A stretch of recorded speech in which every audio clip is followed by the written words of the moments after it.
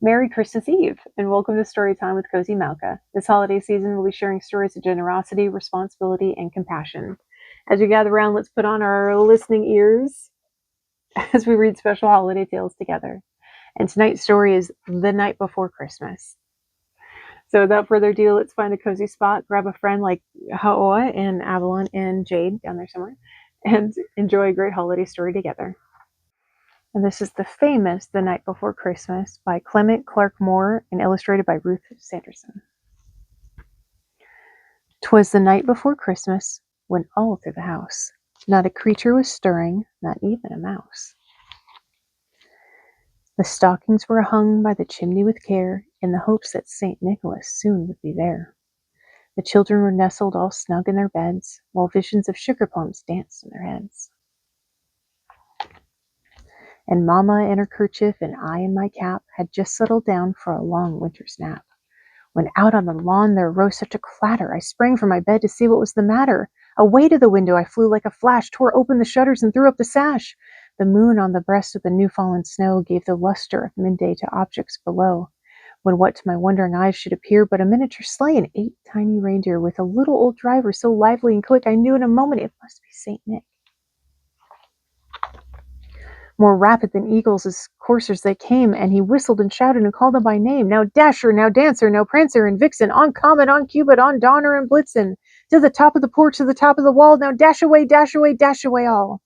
As dry leaves that before the wild hurricane fly, when they meet with an obstacle mount to the sky.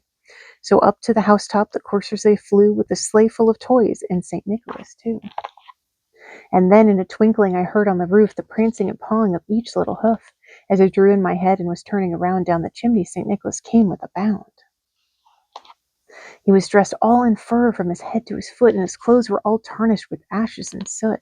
A bundle of toys he had slung on his back, and he looked like a peddler just opening his pack. His eyes, how they twinkled, his dimples, how merry! His cheeks were like roses, his nose like a cherry. His droll little mouth was drawn up like a bow, and the beard on his chin was as white as the snow. He had a broad face and a little round belly that shook when he laughed like a bowl full of jelly. He was chubby and plump, a right jolly old elf, and I laughed when I saw him in spite of myself. A wink of his eye and a twist of his head soon gave me to know I had nothing to dread. He spoke not a word, but went straight to his work and filled all the stockings, then turned with a jerk, and laying a finger aside of his nose and giving a nod, up the chimney he rose. He sprang to his sleigh, and his team gave a whistle, and away they all flew like the down of a thistle. But I heard him exclaim, ere he drove out of sight, "Happy Christmas to all, and to all a good night."